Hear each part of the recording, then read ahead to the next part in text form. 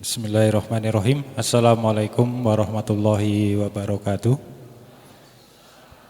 Alhamdulillahirabbil alamin. Puji syukur senantiasa kita panjatkan kehadirat Allah Subhanahu wa taala yang masih memberikan kita kesempatan untuk ngaji filsafat di malam hari ini. Shalawat dan salam senantiasa terlanturkan kepada Nabi Muhammad SAW. Baik, mari kita mulai ngaji filsafat malam hari ini. Merupakan edisi yang ke-460 dengan sama-sama membaca suratul Fatihah. Untuk teman-teman yang beragama lain bisa menyesuaikan. Al-Fatihah.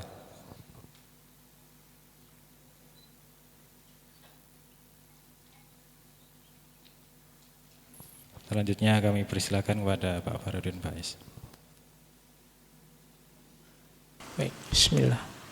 Assalamualaikum warahmatullahi wabarakatuh. Bismillahirrahmanirrahim. Alhamdulillahi rabbil alamin.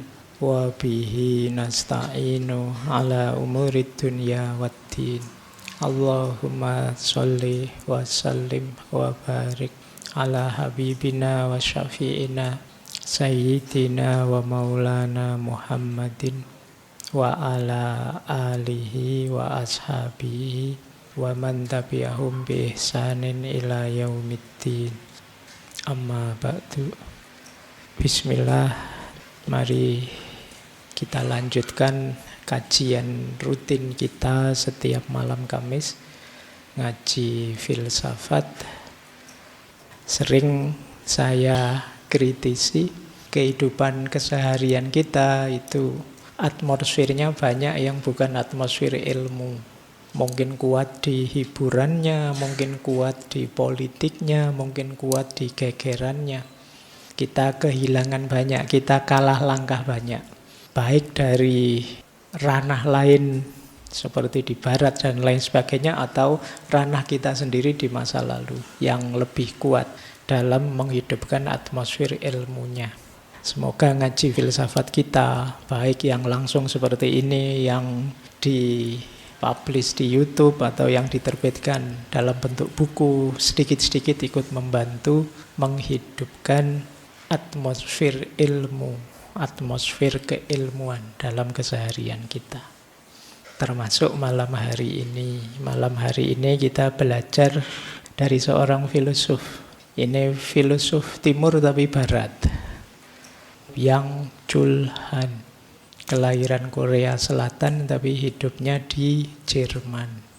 Tokoh filosof yang dikenal dengan buku The Burnout Society. Baik, beliau ini masih hidup, kelahiran 59. Karya-karyanya banyak, termasuk filosof post-struktural, banyak mengkritik neoliberalisme, dan yang paling terkenal ya buku ini, The Burnout Society. Meskipun malam hari ini saya lengkapi dari beberapa referensi yang lain biar pemahaman kita lebih utuh. Baik ya, kita belajar sekarang. Bismillah.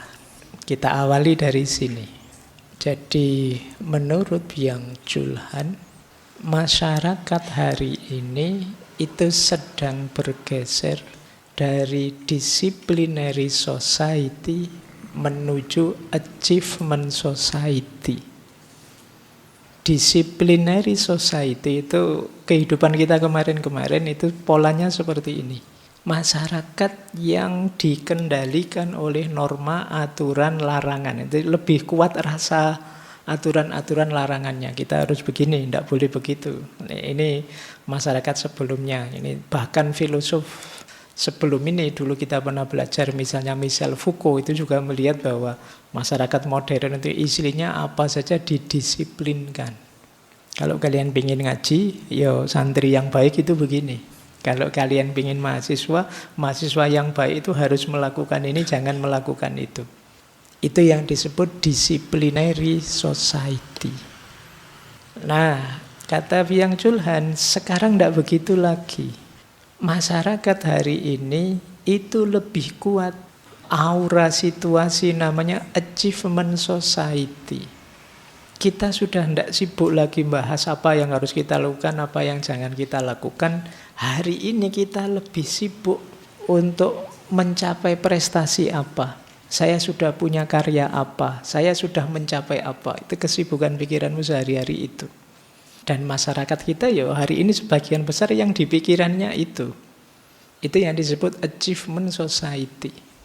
Saya harus mencapai ini, Pak. Saya harus melakukan ini, Pak. Saya harus punya karya, Pak. Saya harus lulus tercepat terbaik, Pak. Saya usia sekian harus sudah menikah, Pak. Usia sekian punya mobil, usia sekian sudah. Dan itu yang dikejar oleh masyarakat hari ini. Jadi kesibukannya bukan lagi normanya apa, larangan aturannya apa, tapi prestasi apa, capaian apa, karya apa yang sudah kalian dapat. Nah, kalau di masyarakat disiplin, kita diatur, diarahkan. Kalau tidak begitu dihukum loh ya, kalau itu masyarakat disiplin. Kalau di masyarakat achievement society tidak begitu. Tidak ada yang maksa kamu, tidak ada yang nyuruh kamu sendiri. Pak, saya tertarik Pak dengan pikiran-pikiran kiri Pak. Saya ingin mendalaminya, saya akan baca menamatkan bulan ini, Kalmak bulan depan ini gitu. Seolah-olah itu saya ingin sukses di situ Pak.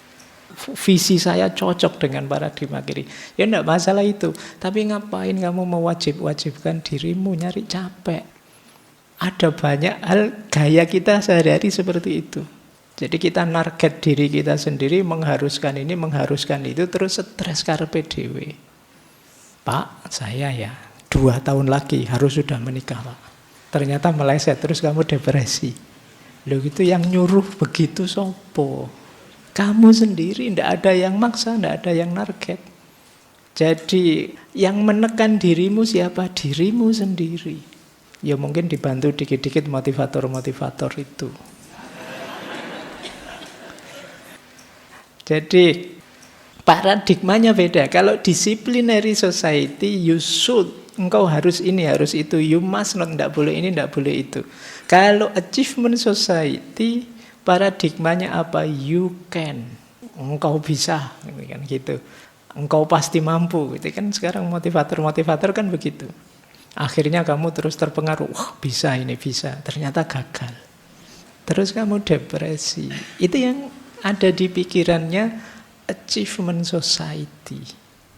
Isi pikiranmu ideal-ideal, cita-cita yang tidak terkendali. Kalau istilahnya Byung Chul Han, positivity, positivitas. Atau belakangan muncul istilah toxic positivity. Positivitas, tapi yang justru meracuni hidupmu. Kalian merancang target-target tanpa ngukur dirimu, akhirnya kamu susah sendiri, depresi sendiri. Inilah yang disebut dari disciplinary society menuju achievement society. Kalau zaman dulu, anak baik itu anak yang patuh. Kalau sekarang, anak baik itu anak yang berprestasi. Jadi kalau ada anak kok tidak punya cita-cita itu diketawain kalau hari ini. Tapi kalau zaman dulu anak yang patuh ini yang dipuji-puji. Simbolnya kata Byung Chul Han kalau yang disciplinary society itu mirip teorinya dulu Michel Foucault. Penjara, sekolah, rumah sakit.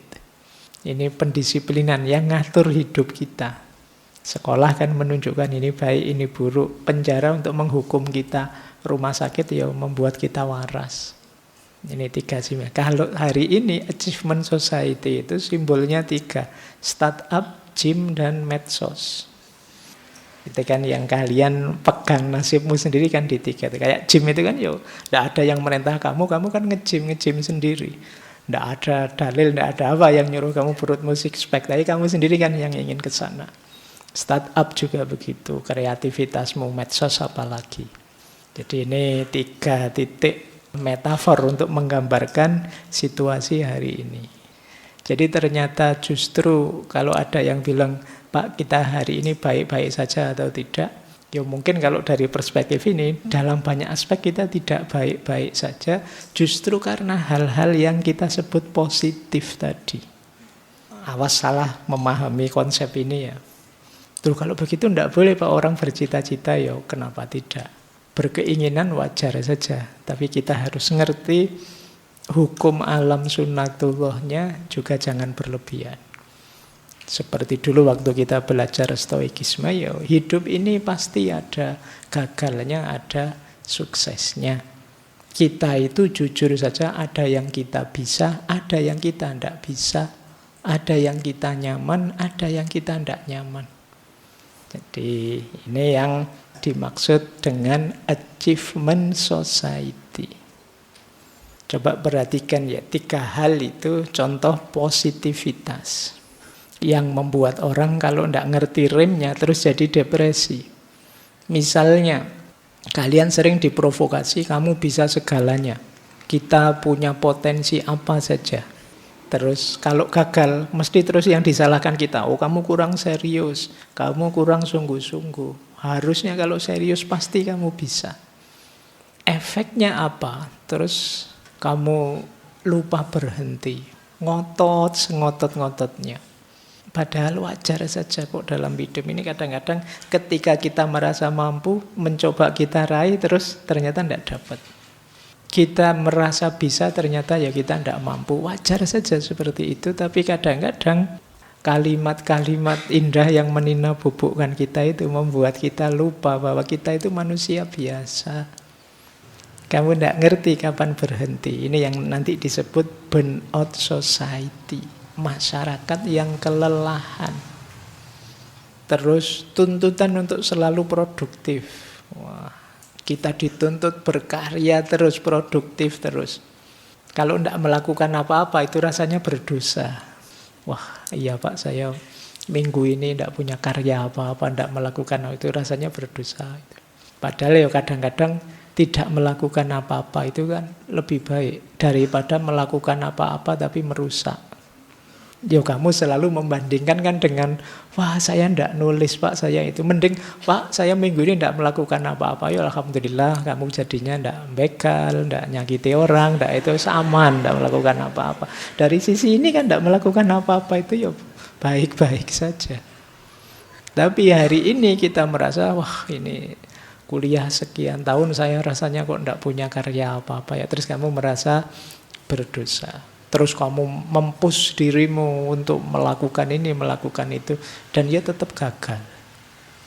Kemudian orang cenderung menolak emosi negatifnya. Ini positivitas emosi. Sedih, kecewa, marah, tidak terima. Dan itu dianggap negatif. Dan jangan sedih dong. Jangan kecewa dong. Jangan marah dong. Seolah-olah itu sesuatu yang salah, padahal kan seperti kemarin kita bahas, wajar saja sih orang itu bisa marah, wajar saja orang itu bisa kecewa, wajar orang itu kadang-kadang gagal. Wong kita manusia, asal masih bisa kita kendalikan. Akhirnya kita disuruh positif terus, mikir juga positif terus. Dan itu malah tidak manusiawi. Jadi kata Byung Chul Han, ya wajar saja sih kita kadang-kadang pesimis, kita ya ada optimisnya. Kadang-kadang kita semangat, kadang-kadang ada malasnya. Naik turun, naik turun. Meskipun ya jangan berlebihan, berlarut-larut. Wong aktif berlebihan namanya hiperaktif itu ya negatif, malas berlebihan apalagi. Jadi sekadarnya saja asal masih dalam kontrol kita. Ini nanti yang disebut toxic positivity. Kadang-kadang kita menipu diri. Tidak baik-baik saja tapi ngakunya baik-baik saja. Jadi wajar saja orang bisa marah. Asal dia tetap bisa mengontrolnya. Wajar saja orang bisa kecewa. Asal dia juga tetap bisa mengontrolnya. Jadi ini yang dimaksud positivitas emosional. Kemudian banyak dorongan self-improvement. Kamu harus meningkat ya, kamu harus memperbaiki diri ya. Sebenarnya ini bagus sih, tapi kemudian efeknya kita merasa salah, merasa berdosa kalau tidak meningkat. Kemudian kita stres gara-gara itu.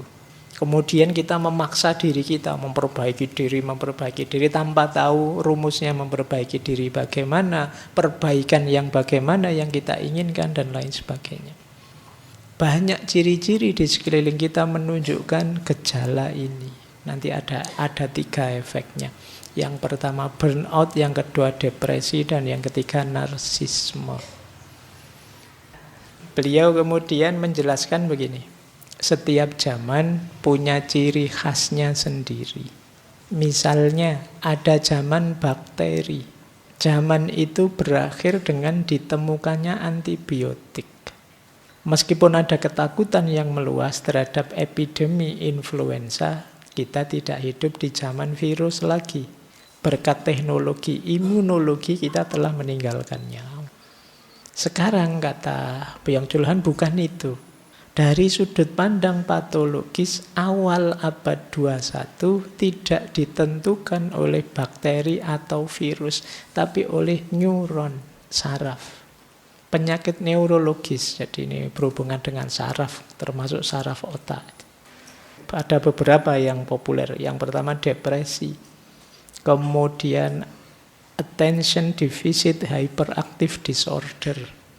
Biasanya kalau orang kemudian jadi impulsif, mudah marah, hiperaktif. Kalau ada orang karena khawatir dianggap malas, khawatir dianggap tidak produktif, terus ngerjain apa saja.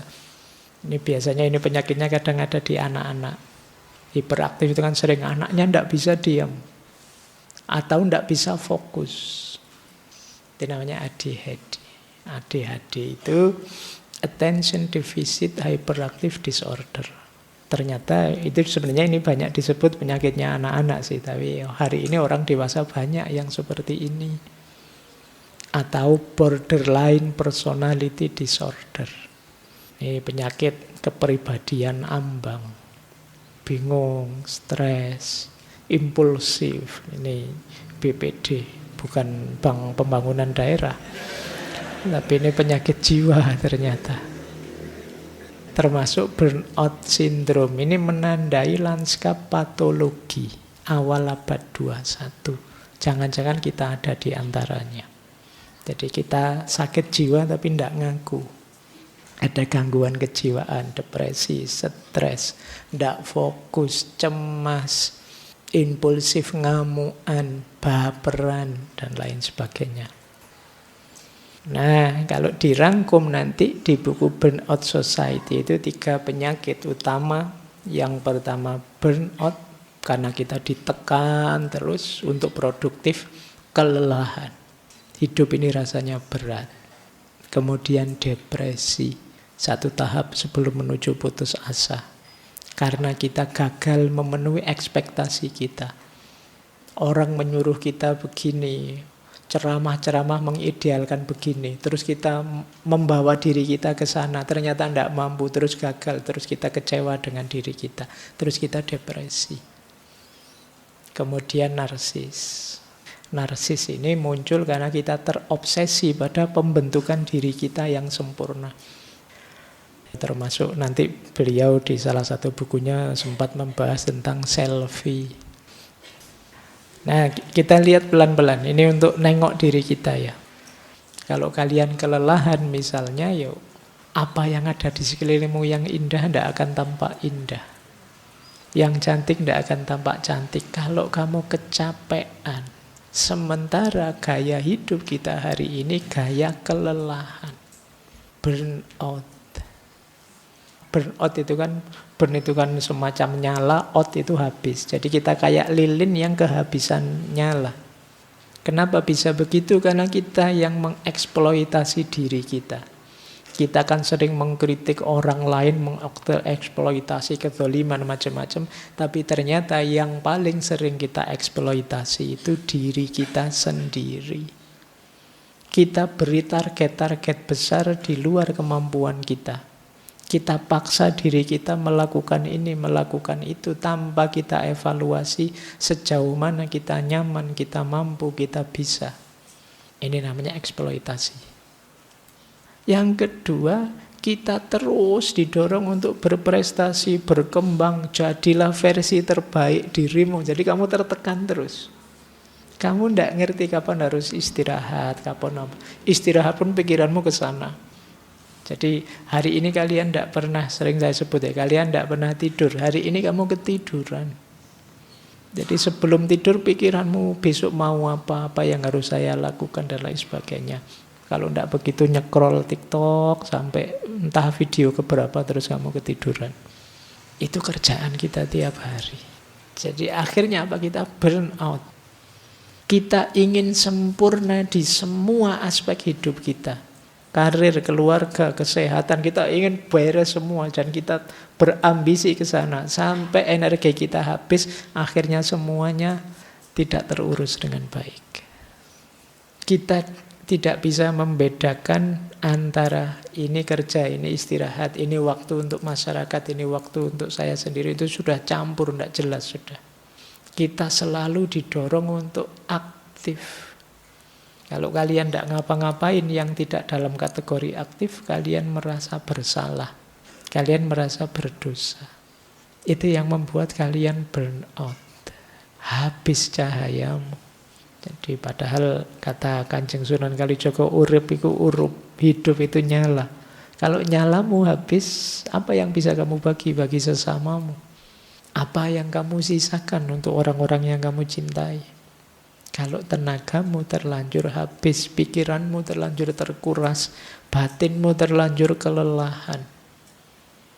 Ini ya bahan introspeksi kita. Yo saya tahu kalian masih muda semua, masih ambisius semua, tapi tetap harus taktis, harus strategis, dan tetap manusiawi.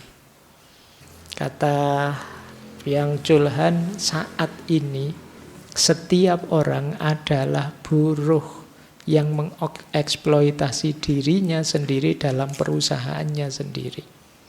Orang-orang sekarang menjadi tuan dan budak sekaligus. Bahkan perjuangan kelas telah berubah menjadi perjuangan batin melawan diri sendiri.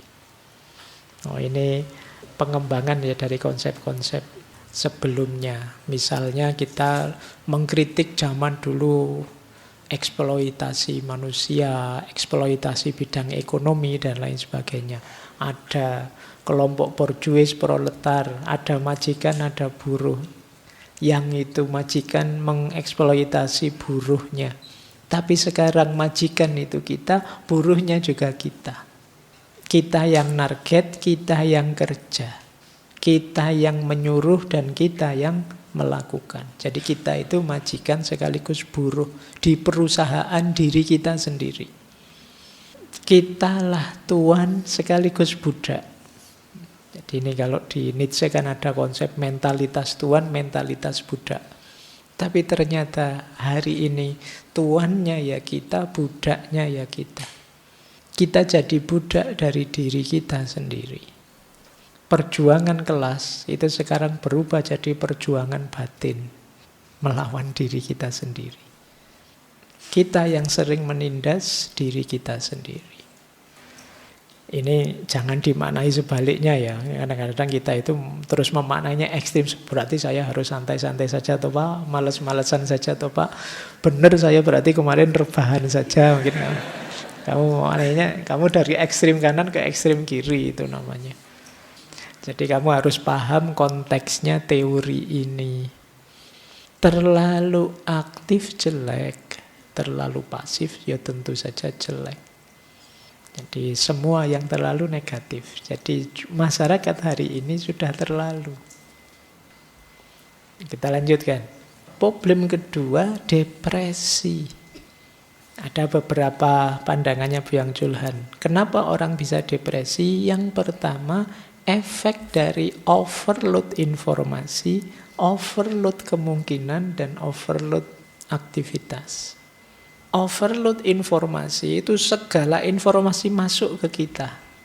Ketika segala informasi masuk ke kita, terbuka banyak sekali kemungkinan yang bisa kita lakukan. Ketika banyak sekali kemungkinan bisa kita lakukan, alternatifnya dua. Kita bingung, atau yang kedua kita melakukan macam-macam hal. Tanpa pertimbangan mendalam. Jatuhnya overload aktivitas. Semuanya kamu ikuti. Dari mana kamu tahu? Banjir informasi di kepalamu. Jadi banjir informasi, banjir kemungkinan, akhirnya banjir aktivitas. Terus kamu depresi. Jangan dikira banjir informasi itu menyenangkan. Ada banyak konsep yang kemarin-kemarin kita pelajari itu mengajarkan ke kita ada kalanya tidak tahu itu lebih baik. Jadi dalam banyak aspek kadang-kadang tidak tahu itu lebih selamat. Ketika kamu tahu, kamu tambah ribet, tambah repot, tambah cemas. Kemudian orang banyak depresi karena menganggap kegagalan terjadi karena aku yang tidak kompeten. Dia lupa bahwa manusia itu tidak ada yang tanpa batas. Semuanya terbatas. Tidak ada manusia yang menguasai nasibnya 100%. Bahkan kalian yang ahli pun kadang-kadang juga gagal. Tapi karena tadi teorinya, kamu pasti bisa. Setiap orang punya potensi. Apapun yang ingin kamu lakukan, kamu pasti mampu. Akhirnya ketika gagal, kamu menganggap dirimu lah yang tidak kompeten. Terus kamu merasa saya tidak produktif, saya jelek, saya tidak canggih, saya tidak berharga. Di situ dia merasa depresi. Apalagi kemudian anti negativitas. Kamu merasa tertekan. Di mana-mana ditanya orang, kapan lulus? Nanti kalau sudah lulus, kapan nikah? Belum lagi kapan kerja? Sudah nikah, sudah kerja, kapan punya anak? Sudah punya anak, kapan beli mobil? Sudah punya anaknya, sudah 2 kok belum punya mobil. Nanti kapan punya rumah sendiri? Kapan? Kamu tertekan terus. Mungkin sampai tua juga begitu. Sampai punya anak, punya cucu, kamu ditekan terus. Itu yang membuat kamu kelelahan. Kadang orang tanya kayak gitu kan basa-basi saja toh. Tapi kamu menganggapnya serius. Mbok kalau basa-basi jawabnya ya basa-basi saja. Kapan nikah? Insya Allah. Itu aja kan. Kapan kerja? Insya Allah. Itu aja sudah aman. Tapi karena kamu baper, terus kamu stres. Kenapa kamu baper? Kamu kelelahan. Kenapa kamu kelelahan? Tiap hari kamu sebenarnya mikir itu terus. Ketika kamu mikir itu terus, ditanya orang, mesti saja kamu kesenggol. Lihat temennya nikah semua, tinggal aku yang belum nikah. Tiap hari kamu mikir, kok ya temanmu santai tanya, lah kapan kamu? Sejak kemarin tak pikir, sekarang kamu senggol. Tentu saja terus jadi baper. Belum lagi kalian kehilangan jati diri, kehilangan makna hidup. Dari mana kita bisa hilang jati diri? Dari banjir informasi. Terus kita merasa berarti diriku ini tidak ideal. Berarti diriku ini masih negatif, masih jelek. Terus kamu ingin ganti diri yang lebih baru, lebih fresh. Dan kamu tidak mampu ke sana. Tambah stres, tambah kalian depresi. Ini problem hari ini ya. Kemudian isolasi sosial. Hari ini tidak seperti dulu, kita cenderung lebih individual. Iya sih kalau di medsos rame, tapi dalam kehidupan nyata kita lebih tersekat-sekat. Jadi ini problem kedua, depresi. Kata Byung Chul Han, keluhan individu yang depresi tidak ada yang mungkin. Ini kan orang putus asa, tidak ada yang mungkin lagi aku lakukan. Hanya dapat terjadi dalam masyarakat yang berpikir tidak ada yang tidak mungkin. Ketika masyarakatmu punya ideologi, tidak ada yang tidak mungkin kita lakukan. Kita pasti bisa, kita pasti mampu. Begitu kamu tidak mampu dan tidak bisa, kamu akan depresi. Maka kata Byung Chul Han, keluhan individu yang depresi tidak ada yang mungkin, hanya dapat terjadi dalam masyarakat yang berpikir tidak ada yang tidak mungkin. Kita selama ini mengglorifikasi bahwa segalanya bisa, segalanya mampu, segalanya mungkin. Makanya mungkin agama itu mengajarkan kita ya kalau punya tekad apa, punya keinginan apa, akhirilah dengan insya Allah. Nah, itu mungkin lebih menurunkan tensi kepastian kemutlakannya. Lebih membuat kita nyaman seandainya gagal, mungkin Allah belum mengizinkan. Kata Byung Chul Han lagi, Orang yang depresi tidak mampu memenuhi harapan karena dia sudah lelah harus menjadi dirinya sendiri. Jadi orang depresi itu kan orang yang capek saya jadi orang seperti ini, yang mengejar-ngejar mimpi, yang harus beraktivitas terus dan lain sebagainya. Yang jelas kalau ada teman-teman sedang di fase ini, mungkin pikirannya sulit mencari jalan keluar, carilah teman lebih terbuka. Jangan diam saja, jangan dipendam sendiri. Di sekitarmu ada banyak telinga yang siap mendengarkan. Kamu saja yang jarang menyapa mereka. Sapalah, maka mereka siap mendengarkan apapun keluhanmu. Jangan dipendam sendirian. Oke, kita lanjutkan. Jadi setelah burnout, depresi, ini yang mungkin sampai hari ini masih kamu lakukannya, narsisme. Karena tadi fokus pada aku yang bisa, aku yang mampu, aku yang harus unggul, aku yang harus berprestasi, fokusnya terus pada aku, melahirkan karakter narsis. Kalian hanya melihat dirimu sendiri, mengejar pengakuan, mencari validasi. Tiap hari kamu memproduksi kabar, berita, info tentang dirimu sendiri. Semua bagian dari dirimu kamu pamerkan. Ini yang oleh Byung Chul Han disebut transparansi. Hari ini kita ada di situasi transparansi total. Kitalah yang membuka diri kita seluas-luasnya pada orang lain. Tujuannya apa? Pamer. Tidak hanya yang dalam bentuk foto, dalam bentuk kata, komentar, kalimat. Kalian sedang pamer. Kamu sedang pamer ingin menunjukkan, saya loh sekarang ngerti filsafat. Terus komentarmu mampu-mampu filosofis semua. Ya kan? Terus komenmu, wah, gagasan seperti ini pernah disampaikan Nietzsche sebelumnya, dan kamu bangga. Terus temanmu jempoli semua, wah kamu hebat sekali. Atau kamu ingin menunjukkan kamu anak soleh, terus kamu komentarnya disisipi ayat, terus kamu, jadi tidak harus foto, ternyata tidak harus gambar juga untuk kamu narsis menunjukkan dirimu. Ya semuanya sebenarnya tujuanmu ingin diakui, divalidasi. Jadi itu yang terjadi hari ini. Ternyata penyakitnya ada di diri kita. Kita menganggap bahwa kitalah satu-satunya yang jadi pusat perhatian. Yang harus diperhatikan orang yang nyambung dengan kita.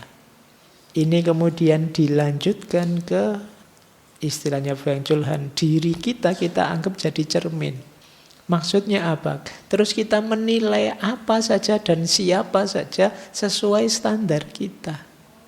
Jadi ini efeknya, efek lanjutannya dari narsis tadi. Orang kita salah-salahkan, orang kita sesat-sesatkan, orang kita hakimi ini, hakimi itu. Standarnya apa? Pikiran kita, diri kita. Karena kita menganggap kitalah yang paling benar, kitalah yang paling ideal. Kita menganggap orang sudah mengakuiku semua. Kemudian yang ketiga, orang narsis itu hidupnya adalah panggung. Kalau itu panggung, ya isinya acting. Peradaban hari ini itu ya peradaban acting semua. Kalian lihat di medsos, di YouTube. Sekarang semua orang membuat panggungnya sendiri, bikin channel sendiri-sendiri. Ini berakar pada apa? Ya berakar pada mentalitas narsis.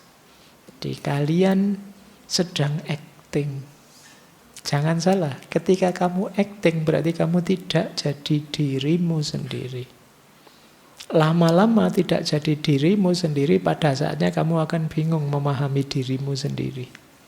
Ini yang orang menyebutnya kehilangan jati diri. Kalau kita hidup apa adanya sebagai diri kita, itu kan nyaman-nyaman saja. Tapi begitu harus acting, begitu harus pura-pura, tentu saja kita akan kelelahan. Karena kita tidak jadi diri kita sendiri. Kita sebenarnya tidak mau seperti itu sih, tapi ya harus seperti itu tuntutan acting. Atau kalau bahasamu hari ini tuntutan konten. Kamu kan harus bikin konten dan itu continue biar channelmu rame. Sekarang banyak yang bikin konten-konten spiritual, mungkin konten-konten makna-makna mendalam. Tapi kalau kata Imam Ghazali, hanya berhenti di mulutnya saja. Dianya sendiri tidak seperti yang dia omongkan. Dulu kita pernah membahas Imam Ghazali ketika membicarakan orang-orang yang tertipu. Antara lain orang yang di mulutnya berisi hal-hal mulia, tapi dirinya sendiri tidak berubah jadi mulia sebagaimana yang dia katakan. Kalian mungkin bisa acting cinta kepada Allah. Mungkin dengan cara kelihatan soleh, dari mulutnya kalimat-kalimat ilahiyah keluar, tapi hatimu sama sekali tidak ke sana. Jadi ini agak halus model narasi. Kalau depresi kan kelihatan ya, burnout kelihatan, tapi narsis ini tidak kelihatan. Kamu merasa baik-baik saja, padahal itu tidak. Efeknya kalian bisa kehilangan dirimu sendiri. Kata Byung Chul Han, dalam jejaring sosial, fungsi teman terutama adalah untuk meningkatkan narsisme. Dengan memberikan perhatian sebagai konsumen pada ego yang dipamerkan sebagai komoditas. Kalian mencari validasi, mencari follower, mencari jempol, mencari komen. Itu kan pada teman-temanmu. Gunanya apa sih kamu mencari follower yang banyak? Secara psikologis, kata Byung Chul Han, untuk meningkatkan narsisme. Merekalah konsumenmu, kamu penjualnya. Merekalah penontonnya, kamu aktornya. Nah, nanti kalau kalian menyapa followermu begitu ya, wahai konsumen narsisku. Ya, selamat siang, selamat pagi. Masih mau melike toh kontenku gitu ya. Bahkan ini coba dicari ya, beliau di buku terakhir itu menulis The Crisis of Narration. Kata beliau, yang menyebabkan orang kecanduan selfie itu bukan rasa cinta diri atau kesombongan narsistik, tetapi kekosongan batin. Kenapa bisa begitu? Karena dia belum yakin terhadap dirinya. Maka dia perlu penegasan orang lain tentang bahwa aku ini hebat loh, aku ini cantik loh, aku itu ganteng loh, aku itu pinter loh, aku itu. Dia menunggu penegasan dari orang lain baru dia yakin bahwa aku begitu. Ini yang disebut oleh Byung Chul Han, batinnya sedang kosong. Kesadarannya tidak tentang dirinya. Tapi dia menunggu pengakuan orang lain tentang dirinya. Jadi kalau melakukan kebaikan, dia belum yakin itu baik sebelum dijempoli orang lain, sebelum diakui orang lain bahwa itu baik. Nah, ini ciri-ciri kekosongan batin. Tentu saja kalau kalian ada di titik ini, kalian akan kelelahan luar biasa. Karena mengejar pengakuan orang lain itu tidak segampang kelihatannya. Karena biasanya orang yang mentalnya seperti ini, ada kritik satu saja, dia panik sudah. Karena kamu ingin pengakuan total. Begitu ada satu yang negatif, ya kamu gelisah dengan itu. Untungnya saya tidak main medsos. Kalau saya main medsos mungkin aku stres sejak dulu ya. Kalau ada kritik, ada itu. Mungkin kalau dengar filsafat kafir pak, itu mungkin. Untungnya saya tidak ngikuti perdebatan itu. Mungkin kalau ngikuti terus bubar lah, tidak ngaji-ngaji filsafat. Mungkin bisa begitu ya. Tapi ya memang zaman kita hari ini seperti itu. Baik ya, jadi ada 3 efek tadi ya. Situasi hari ini, yaitu kondisi kelelahan akut, burnout, kondisi depresi, dan kondisi narsistik.